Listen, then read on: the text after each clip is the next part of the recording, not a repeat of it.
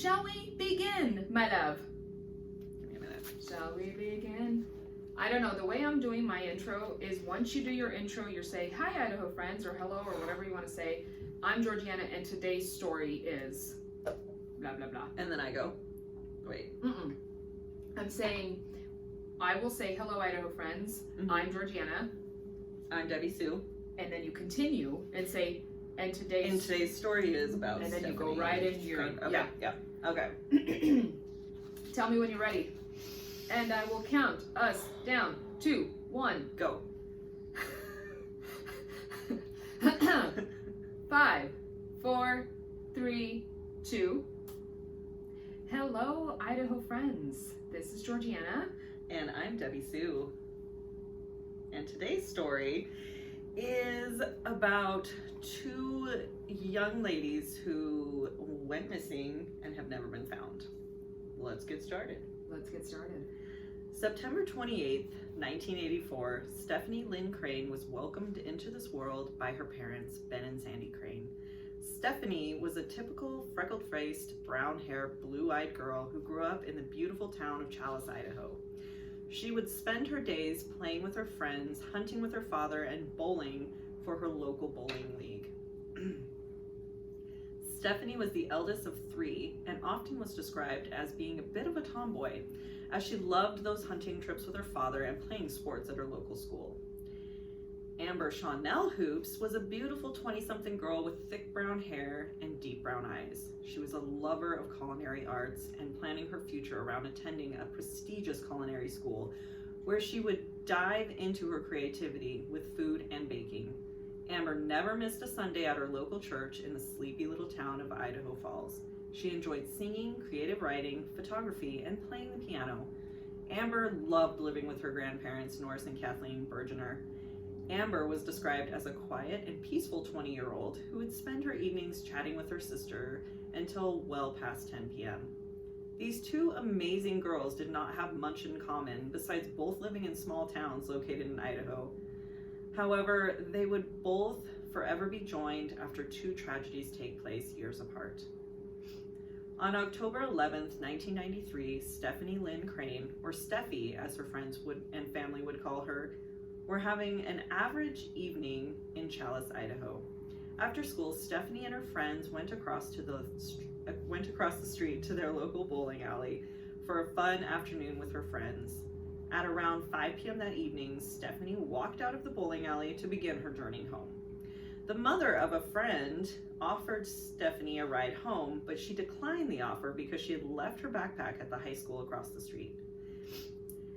The high school was located across the street from the bowling alley, but her home was just 500 yards away from both. So in 1993, it wouldn't be unheard of for a 9-year-old girl or boy to be walking home from an event alone, especially in a small town such as Challis, Idaho. Challis, Idaho's population in 1993 was approximately 991 people, and Challis is located in a somewhat mountainous region and near the Salmon River. It's a beautiful town, and its popularity peaks during elk and deer hunting season, which is normally in the fall and winter months. Stephanie's mother, Sandy, began to increasingly worry about the whereabouts of her 9-year-old daughter when the skies began to darken. Knowing Stephanie was afraid of the dark, she began looking for her daughter. When she was unable to locate Stephanie, Sandy Crane made the call that no parent wishes to make. Sandy Crane called the local police department to report her daughter missing at 8:15 on October 11, 1993. On a similar fall evening, several years in the future and roughly 147 miles away from Challis, Idaho, Amber Chanel Hoops was having a typical evening in her bedroom at her grandparents' house in Idaho Falls. It was September 14th, 2001, around 10 p.m. when her grandparents walked past her bedroom to say goodnight. Amber was on her phone with her sister. Everyone said their goodnights. Amber hung up the phone, put on her pajamas, and that was that. Norris and Kathleen went to bed around 10:30 after a normal bedtime routine. However, on this particular night, Amber's grandmother Kathleen was startled awake at 1 a.m. She noticed Amber's bedroom light and television were still turned on. As Kathleen went to check on her daughter, she found the room to be completely empty. Kathleen quickly did a sweep of the house and found the back door to be unlocked. Amber's grandparents owned an auto body shop that was located adjacent to their residence, and sometimes Amber could be found using the computer located in the shop office to check her email, chat online, things like that. However, this time Kathleen found the computer screen on, but Amber was nowhere to be found. Kathleen immediately alerted Amber's grandfather, Norris, and the two called the local police department. So much like Challis, Idaho, it wasn't unusual for people to possess a false sense of security. Idaho Falls is a somewhat rural town with population in 2001 that was around 51,000 people. Although larger than Challis, it is still considered a sleepy little town where many know their neighbors and leave their doors unlocked. Yep. Common practice. Absolutely. Yeah. So the search for Stephanie Crane begins the night she's reported missing by her mother and would continue for several days.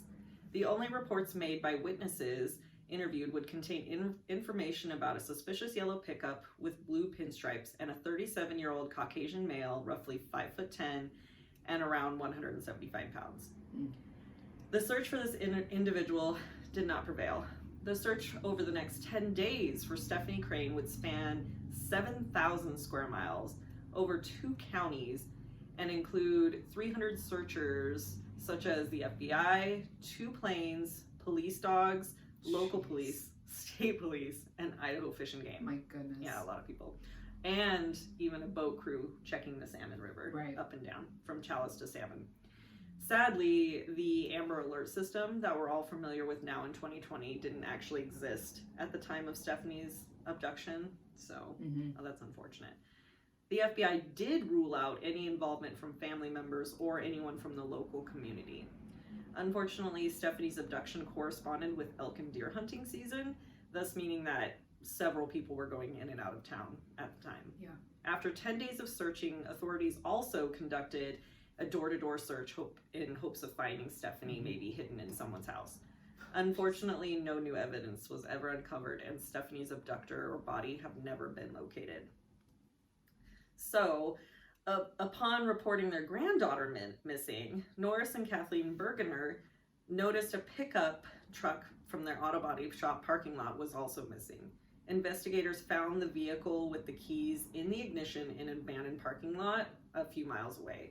Unfortunately, no physical evidence or any evidence of Amber Hoops being in that vehicle was ever found.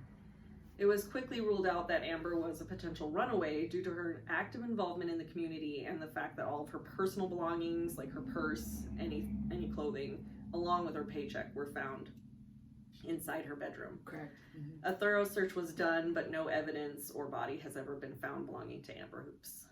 So when hearing these stories of these two amazing young ladies, it's hard to see how the two correlate, besides being located in Idaho and both abducted from small towns in the fall.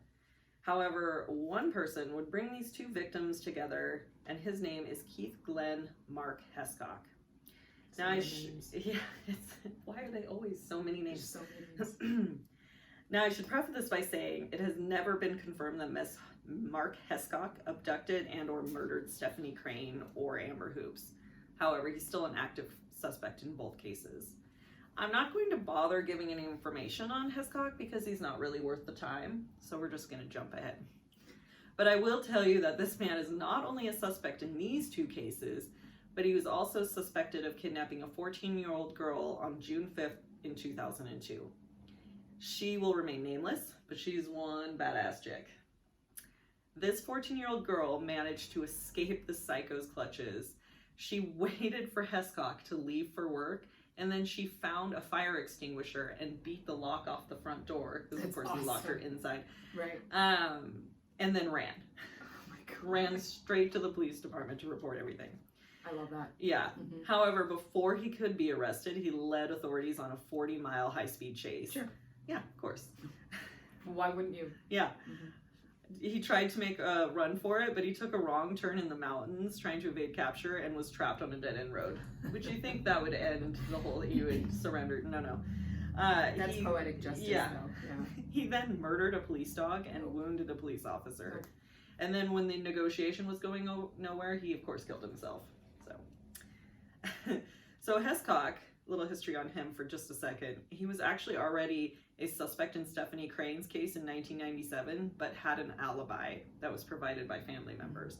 However, after his death, it was found that the family who had provided that alibi for Hescock lied. So investigators believed it was highly likely that Hescock was involved in the disappearances of Stephanie Crane and Amber Hoops. Yeah. After his death, the local police continued investigating Hescock's involvement, and they interviewed Hescock's neighbor, who informed him that he was actually hunting on the weekend that Stephanie Crane went missing in Chalice, Idaho. Nope. Yeah. So it was also confirmed that he had owned a yellow pickup in 1993 that matched the description of the yellow pickup seen in Chalice at the time of Stephanie's disappearance. But it doesn't stop there. The coincidences keep going. Hescock also worked for Amber Hoop's grandparents at the body shop and had abruptly quit several months before Amber's disappearance. Mm-hmm. So I'll let you guys draw your conclusions on whether or not he's involved. Unfortunately, any new evidence died with him. Yeah. So unfortunately, the bodies of Stephanie Crane, like I said, and Amber have never been found, and any evidence of them still living somewhere has not been uncovered as of yet. There are two deeply tragic stories here with little to no closure for the family. However, there is one theory that is still being explored in regards to just Stephanie Crane's disappearance. So in 2000, an inmate at the Nampa County Jail reported that they may know something about the cold case on Stephanie Crane. So detectives immediately interviewed this inmate. In his story, he claims that a female friend of his back in 1993 rented a room from a man who police will refer to as the Drifter. She claimed to hear sounds coming from the Drifter's basement that sounded like a little girl screaming and crying. Nope. No, thank you. Oh my God. When she confronted the man about the sounds, which daring, can I just say that is brave. I'm terrified. The Drifter claimed that it was simply his daughter he was punishing for running away again. Oh, I can't. I had some punishments as my youth, but never locked in a basement. I feel very ugly right now. Yeah. Mm-hmm. Upon further investigation, the female later discovered girls' underwear in the Drifter's closet. So, of course, this caused some great panic. The female friend took her and her daughter and immediately moved out. Seems like the good choice right there. Unfortunately, she never reported her findings to the authorities. And when told this new information, the investigators postulated as to whether or not the girl in the basement could have been Stephanie Crane. Jeez. The timing was right, and Nampa is roughly 206 miles away from Chalice, which is about a 4-hour drive, so it is possible. Plausible. Yeah. The investigators quickly found the Drifter, and it was uncovered that he had a criminal background, which included sexual abuse in the 3rd degree, and several petty crimes as well on top of that. When brought in for questioning, he was given a polygraph and failed. A search warrant was then executed, and a thorough search was done of the house and, of course, the basement. And unfortunately, the blood and fibers that were found were so degraded, given the fact that it had been 7+ years. It was found that the blood stains were either human or animal, but they couldn't get a definitive. Yeah. But the hair fibers were human. Unfortunately, DNA could not be obtained. The part of the hair follicle that needed to be there was not there for DNA. So, I mean, maybe now in today's science we could do it, but not then. Yeah. Sadly, this does not end with justice for Stephanie Crane. But the reason the authorities will not release the Drifter's name is because he's still an active suspect in the case. So, have hope that one day one or both of these brave girls there'll be some sort of justice for them, you know? Yeah. So for Stephanie Crane, the family still hopes for any information leading to what happened to the sweet girl 27 years ago. Sadly, Stephanie's parents, Sandy and Ben Crane, have both passed away. Sandy passed in 1997, and Ben Crane passed in 2012, tragically never knowing what happened to their sweet, freckle-faced girl. Stephanie's grandmother, Hazel, still lives and resides in Chalice, Idaho, hoping one day her granddaughter will return home. In 2018, Hazel gave a statement to the Post-Register stating, "It's more like a slice with a razor than a tearing hurt. It's a loss we're not going to get over. After 25 years, you think it's possibly not going to be solved? For a long time, every hunting season, I thought, well, maybe this year someone will find something. Yeah. Do you think she's still out? Do I think she's still out there? I don't know. I must subconsciously. Maybe not knowing about Stephanie's fate is God's best answer for the family. End quote. As of today, Stephanie Lynn Crane would just be about a week from her 36th birthday. Yeah. It's very sad. For Amber Hoops, no further evidence has been found leading to her abductor or whereabouts. Her family still hopes and prays for her safe return or any information regarding her disappearance. In light of her disappearance, Idaho Falls officially designated September 14th as Missing Persons Day in remembrance of Amber. That's awesome. Yeah. As of today, Amber Hoops would be just shy of her 39th birthday. There is a reward of $50,000 for any information leading to the arrest and conviction of any persons involved in Stephanie Crane's abduction. If you have any information, call the Custer County Sheriff's Office at 208-879-2232. If you have any information regarding the disappearance of Amber Hoops, please contact Bonneville Sheriff's Office at 208-529-1200. And that is the story. Thank of you. Those two young ladies. For that story. I made a joke earlier this week with you that we should call this podcast Idaho is Cold, because so many of our stories Just are missing in Idaho. Missing in Idaho.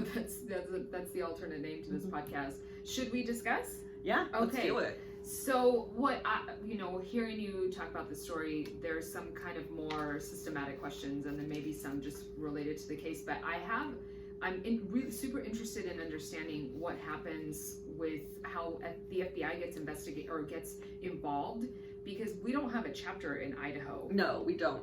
So our closest chapter is in Salt Lake. Mm-hmm. We do have like a data center and I think Pocatello, but it's not a field office. The closest one is Salt Lake. So then do you know what the parameters are for FBI getting involved? Because they don't get involved in every criminal case. No, they have to be invited in usually. They're requested, yeah. Unless it's some sort of federal investigation, then they're automatically, which we know. But interesting. So a local investigation people ask them to be, crazy. Yeah. I did not know this. So it's not like an age thing. It's not because she was under 18 or over 18 or something to that effect. It's just being invited. I mean, those are obviously high risk people usually use, but yeah, they request help. But interesting to me that they invited FBI, because we've now read, you and I have both read and researched a lot for this podcast, but so few cases do you hear about FBI involvement, even if they're, well, not necessarily national like you said, but if they're more local. Yeah. But why in this case were they invited, I wonder? I think because it was such a small town, there was a giant uproar. I mean, if you think about 1993, there's 991 people in this town. You know everyone. And I can assume, I don't know, but I can assume that when Sandy Crane made that call, she was like, hey, Cheryl, my daughter's gone. I'm sure it was some kind of, they probably already know each other. And again, I'm just, guessing at that, but I can assume that. I mean, if they lived 500 yards away from where she went missing, that's really close. It's like backyard close. Yeah, and the whole town freaked out because they'd never had anything like this happen before. I feel like their invitation was an indication of something very nefarious, that at that point the local authorities had said, this might be much deeper than we believe. Yeah. And I mean, the FBI is pretty serious business. To come in and federally investigate that. So, hold on, we're gonna have to cut this part out because I don't know where I am. You were on question number 1. No, number 1. Okay. Oh, you answered it twice. Yeah. Okay, I see. I answered the whole thing for you. Okay, so let's go into another thought that I have.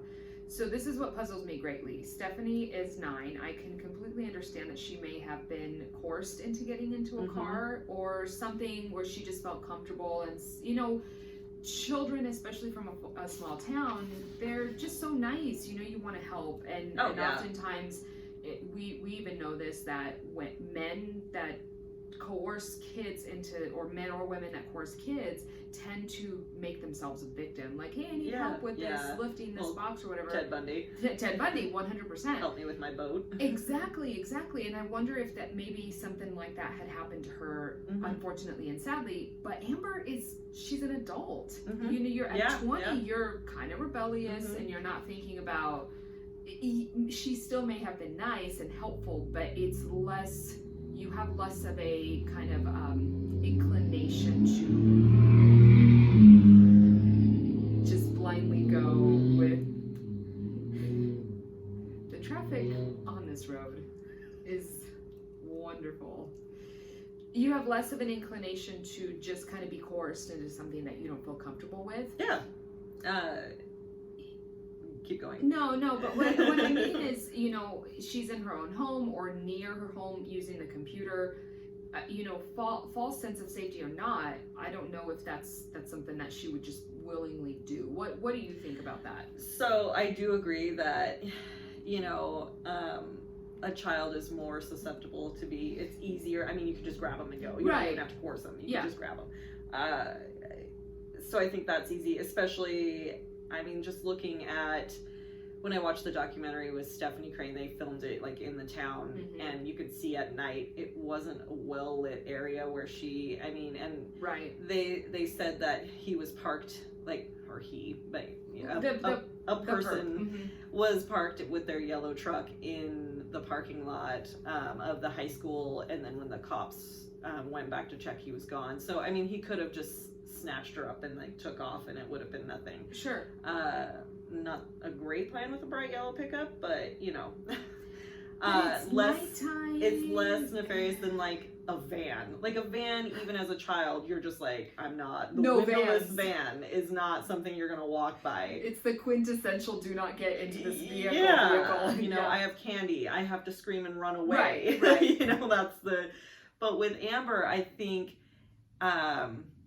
Like if you think about the East Area Rapist or Golden State Killer, whatever you want to call him, he went into the house and there's a full-grown man with probably a gun next to his bed, more than likely, and he was able to get them to leave the room, put dishes on his back, and then, you know, commit the crime. I won't go into details on that, but the husband did nothing because he was powerless, and the wife did nothing because you've got a gun to my head and you're going to kill us all. So I think in a way for Amber, if she was checking the computer or she went in to get on the computer and maybe, you know, like for argument's sake, Hescock was in there robbing them or something.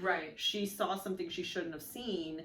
And then at gunpoint, you know, if you do anything, if you scream, I'm going to kill you, and I'm going to go in and kill your grandparents. You go limp. You go limp mentally and physically. Yeah, you would go with him. And I think it's very rare. So like Hescock being a suspect in both, I think it's highly unlikely for him to jump in his MO. Like it would be very strange for him to go from kidnapping a 14-year-old and a 9-year-old to a 20-year-old. That's just not, that's a leap. So maybe if it is both, it would be something like he was, like those truck was stolen. So he would have had to go get the keys from inside the office. You know, it was a truck they were working on, so the keys would be locked up. And so he had to be in there, and maybe she just was at the wrong place, wrong time. Yeah. So maybe it was just like, I want to cover up my tracks. Yeah. So the motive may have just been one of like, oh crap, I'm doing something bad and I need to cover up the evidence. Absolutely. Because you're right, the MOs don't really match in this situation, and that's where I just didn't. I wonder if it could be two people, two separate events. Which is what gets me into my next question, and I'm seriously horrified when you talked about the Drifter. The Drifter, well, such a name. Your storytelling is so great that I mean, you put me in that place, in that apartment where he was, and I'm just like, this is every horror movie that you've ever watched, because you imagine like laundry and dirty dishes or whatever. I know where the apartment is. Oh no! In the documentary, it's in Nampa. It's horrifying. Every time I drive by now, I'm just like, You just steer to the other side of the road. Yeah. But I am very terrified by this perspective of obviously the authorities know who he is and he is still inactive, so the case is currently sealed, right? Yes, or something to that effect, so you're not able to find out. But that's why, to me, if a random hunter, I'm on the fence with him, because if a random hunter were to come into town, and kind of what I think is, I've never hunted, but I imagine that when you go camping and you're hunting, you have a purpose. You're going there, I want to get X, Y, or Z, and you're not really going into town unless you need supplies. No. So if the drifter was a suspect, or is a suspect, and was a viable actual lead, there must have been a motive beyond just a natural, like, inclination to cover up a crime. If he lived in Nampa, he's not going to drive to Chalice in hopes of kidnapping a girl. It had to be but that's what I mean, is could he have been, a serial killer? Could he have other crimes? We don't know about it. Yeah. And he's scouring areas that maybe he knows. Maybe he has family there, maybe he has friends there. You don't know what kind of connection this person has to the area. Oh yeah. Whether or not he's there to hunt or there to commit a crime. So I'm super on the fence about him, because I'm terrified about the way you explained it. I feel like there is a motive that's much deeper, which is why I kind of circle back to the FBI rhetoric that they were called in because something is really wrong. Oh yeah. And again, I know we say this every single show, but someone knows something. Oh yeah, you don't wake up at 40 and decide to commit this crime. Like, this is something that you've started doing small, maybe with the sexual assault like Hescock. Right. Or the drifter. You don't just wake up at, 40, 50 years old and just decide to go to Chalice and kidnap a child. I mean, it's something that there are smaller crimes that have been building up to this, which is, maybe why the FBI was pulled in on it. Yeah. And I know the Nampa police are still investigating it. And I know Chalice is still very much involved. But yeah, it makes me wonder if maybe because of the yellow pickup and it's such a specific style, and that Hescock was there that weekend, that maybe there's more than one person involved. Like, he knows the drifter. That's what I mean. And he was I picked up the girl, I'm bringing her to Nampa to the drifter, and this is what's happening. Like, that seems, and the whole thing with Amber, I think, wrong place, wrong time. I don't think that, she was, I don't think sought they went out. Yeah, I don't think that she was sought out. Maybe he needed money or something, and so he knows this auto body shop, and maybe he still has a key, because he did abruptly just disappear. Quit. Yeah. And so, I mean, that just... Well, this is also my next question is, I was wondering what else that you'd known about Mark, and I know we didn't really want to talk about him because he was kind of a piece of crap, but did he have a connection to the family, or did he have, I don't know, maybe a money problem or a gambling problem or something where he maybe would have used one of them for ransom? That is, like, completely likely. And then Right. maybe something went wrong at the drifters. Sure. Or it was too hot, so they had to, run for it. But so Hescock actually didn't know Stephanie Crane, like, and her family. There was no connection there. But obviously, like I said, the auto body shop, Amber, he worked there for a while. But he does hunt in Chalice. So the odds of him not knowing, but maybe running across, and the fact that Stephanie's dad hunts and would take her with him. I mean, now you're not right. It's not like, I want to say, this fly fishing experience I had, like, where you're, this big event is happening and you're like shoulder to shoulder with other fly fishermen. Hunting's not like that, No. You're 50 yards away from another person, like, that's in your hunting party. You're not, like, right next to each other.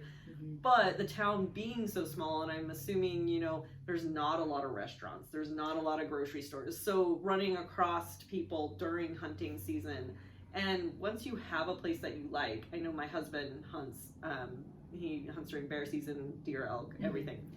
And once you have a place that you like to go, you keep going. Of course. And so, you know, getting to know the people in the area is common, you know, and so, and getting familiar with the area. And the kids are running around freely, and so I'm sure that eyes were made onto, like, potential victims. And then they pick situations, and kids walk home, and you see a group of kids, like maybe not Stephanie Crane was picked specifically, but you see a group of kids go into, go bowling, then they come out, but then, you know, they all get in the cars with their parents to go home, and then, but one doesn't.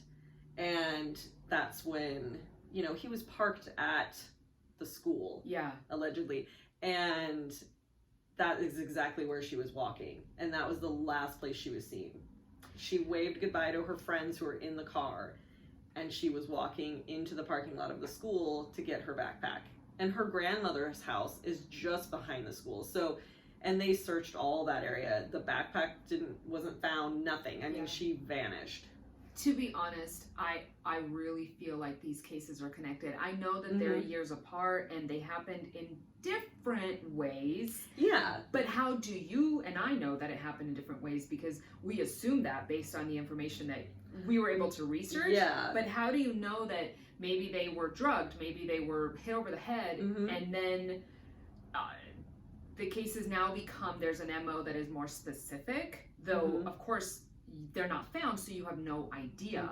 But I just, like, my gut feel about this is that either the family is involved and something went wrong with maybe a financial thing, or the hunter, Mark, and the drifter knew each other and they were, for lack of a better motive, just right place, right time. Well, and they do, I mean, both had money issues.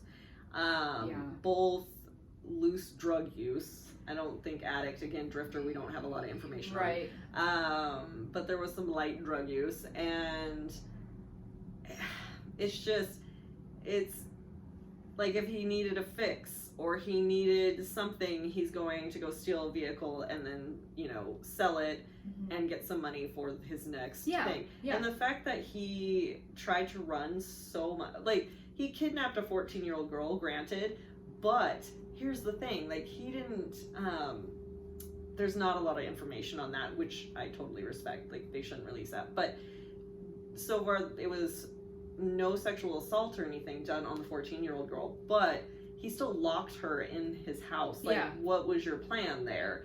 And, I mean, she escaped, like, the next minute she could, and then he kills himself. That's not a common practice with people who don't have deeper things that can come up, is what I'm saying. And that is a common practice with guilty behavior. If you look at things like school shootings, not to correlate these two, but there's a lot of, when you think about the depth of a crime such as this, especially regarding children, offing yourself so you don't go to prison is a very uncommon practice. Oh, yeah. In this type of situation. I mean, he's not thinking rationally. He's thinking, shoot, I'm going to get pinched for all these other things I've done, and I better kill myself now.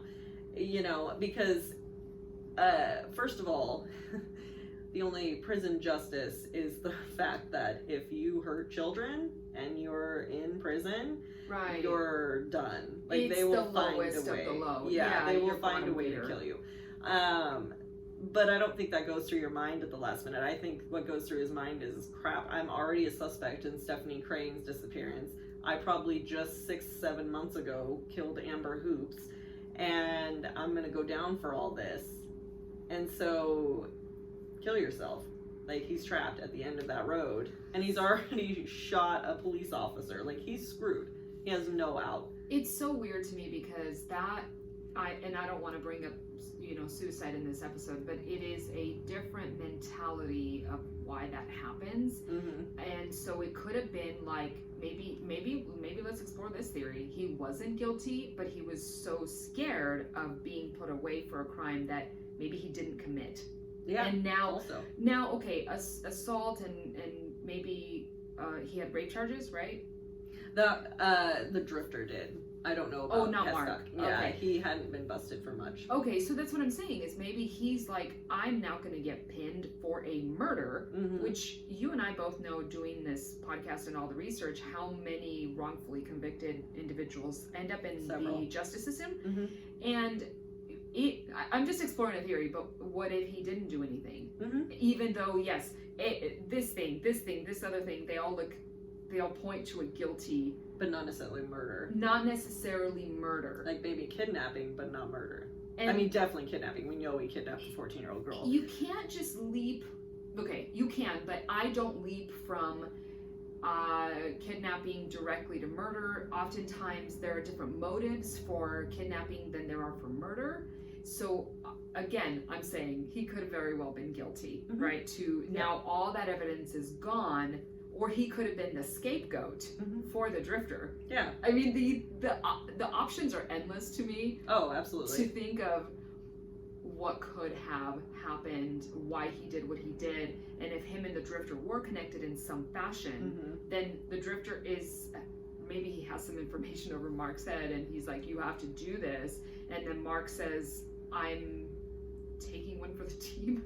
I mean, I hate to say it that way, but he then, with his action, shuts down all evidence, but then the drifter had somebody snitched, right? Somebody snitched in jail. Yeah. What? Again, I think I wrote in here, where are these people going?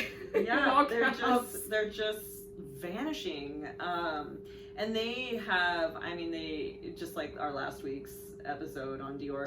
I mean, they had search grids. I mean, if you look at the amount of people that were involved, 300 searchers and then a door-to-door search, the whole town, that is unheard of. That does not happen.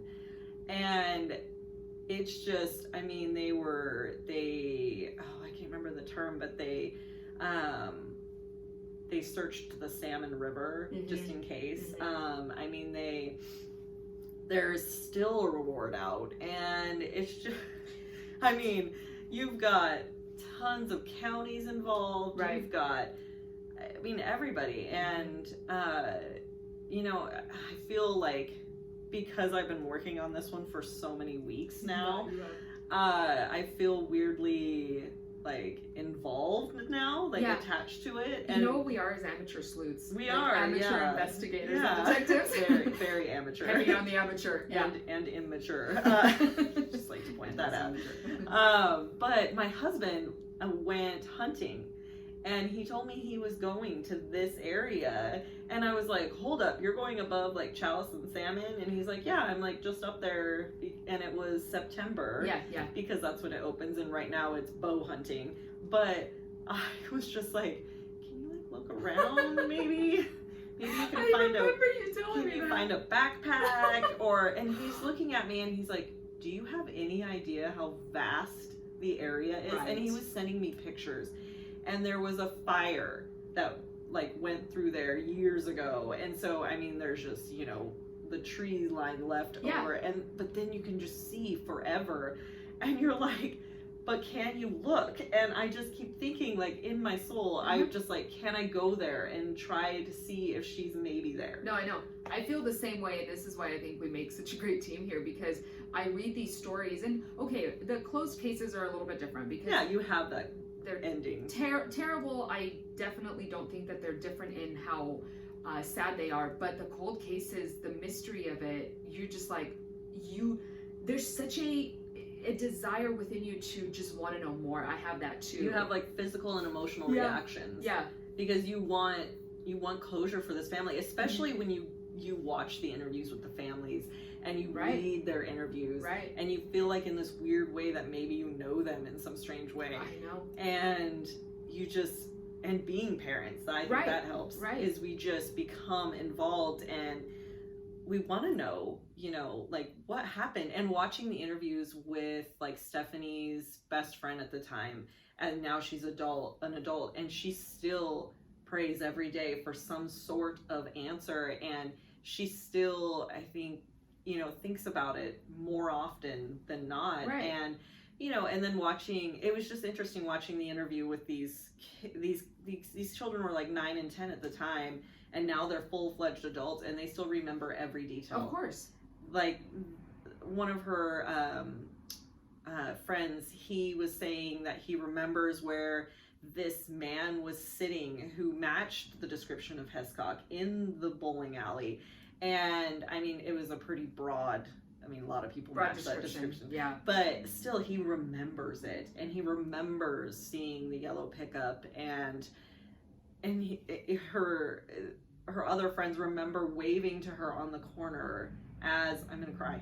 No, she was like, you know, that's your last vision. Like, yeah. Hey, I'll see you in the morning. No, I know. You know, and then they just vanish. And I think if they're found, which, you know, they say the first 48 hours is like crucial for children abductions, because they do end up murdered, and because it's hard to keep a child captive.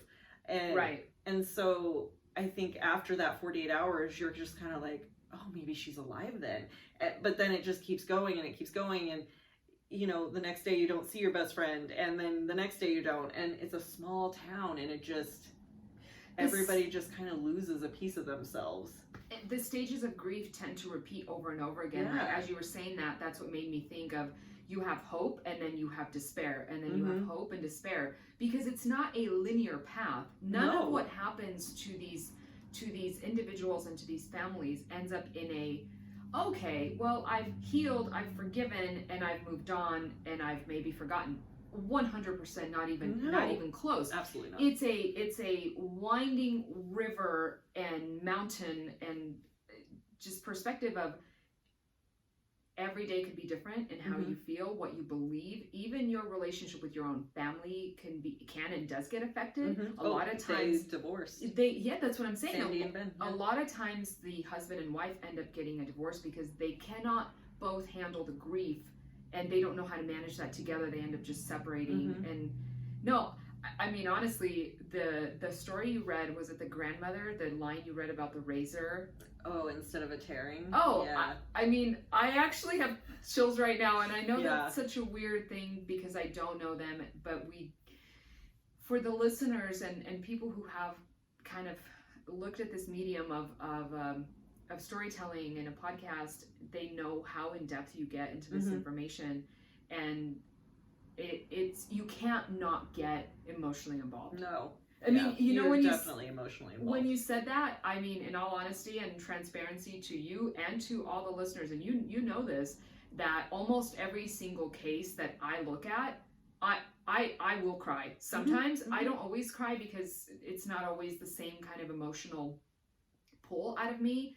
But the interviews, the documentaries where they're live 3D, it just, I can't, my heart breaks. They're real. Yeah. And I remember the thing about the Stephanie one and why I wanted to do it is I remember this from when I was a kid. Yeah. I remember the story being on the news and my mom like giving me that, this is why I tell you what I tell you, and you know, you don't talk to strangers, and you don't say that though. Yeah. It's so easy to say that, but though. You can be snatched in 1 second. Yeah. And well, I wish we had some comedic relief or any kind of relief, but there, you know, again, we are not presenting these stories to just kind of open old wounds. I hear that from people. Yeah. But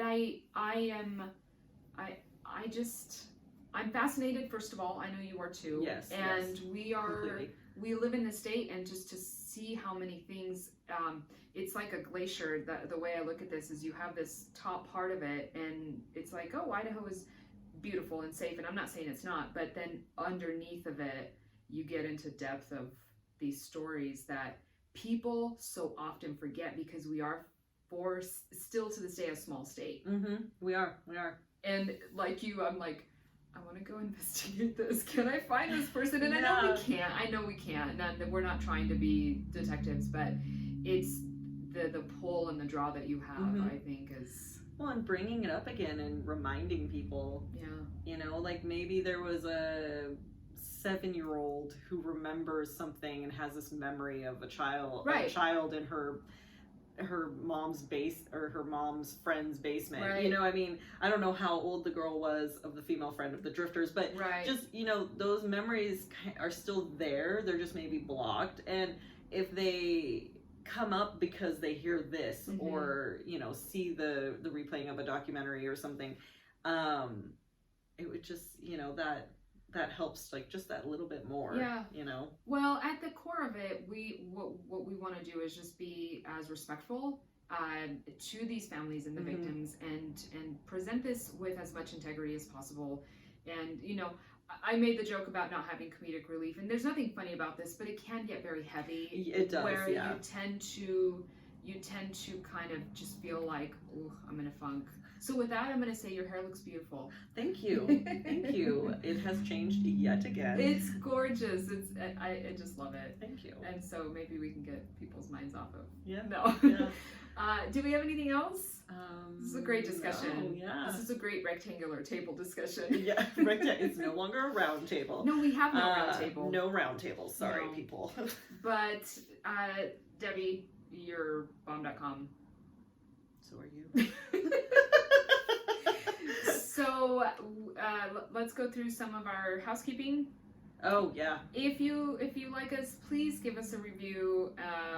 Again, tell us your favorite food of the week. I don't care, but it really does help. It helps people find us, or tell your friends, tell your dog, tell your sister. My dog loves listening to my voice. My dog is insane, so no. and you know, please let us know. Also, reach out to us on our sincerelyidaho.com Gmail. We would love if somebody sent us an email. I probably would. I would die. I would die. I would just be so excited. It would be Christmas. This like times 100. I know. It would be Christmas. I would love to hear from people in the state. And if you have a story, you know, I think that's amazing. Like, cause you know, we're essentially just like Googling like crimes in Idaho, you know, and it's not that. It's not that. It's not lame, but yeah. But essentially, if you have something that maybe didn't make the papers because it wasn't, you know, eye-catching enough to the newspaper, that doesn't mean it's not important. And tell us, and we can dig for you, and we can tell your story. So either tell us if you want us to present a story, or if you have an email and you want us to read it on the air. I know a lot of podcasts do that, but I love listening to people's stories, especially because you guys live here too, and we're all kind of about Idaho. But we also are going to be posting. We actually started with episode 4. We're posting our scripts now on to sincerelyidaho.com on our website, and I'm trying to keep up on that to the best of my ability. But I am leaving that to you. I know. Thank you very much for that task. But we'll also have our videos, and so sincerelyidaho.com is just kind of a great landing place for all of the just the work that we do, the resources, any pictures. It's easier to, I think, put it all in one than to have people go to different places. Somebody made fun of me. My husband made fun of me for saying this. We are on the socials. He made fun of me yesterday. But that's what they're called. And maybe one day TikTok, if it doesn't get banned today, it's on its way. No. So we try to do a pretty good job of posting on social media to kind of foster that interaction. And Debbie does a really great job with our local business spotlight. So you may have noticed that that's no longer being highlighted in the show. We just felt like we wanted to give all the time to the storytelling and have. Sometimes it's also easier when you're on social media because you get to click on the website. You're not like, if you're listening, you're like, wait, what was that website again? It's a little bit better and easier to access. We don't want you to access websites when you're driving. No. Safety don't first. do that. Safety first. So we've got the socials, our Gmail, our website. Okay. And with that, this is Sincerely Idaho. Signing off. That was so good. Why are we being quiet? We're like, we're still recording now. All right, I'll get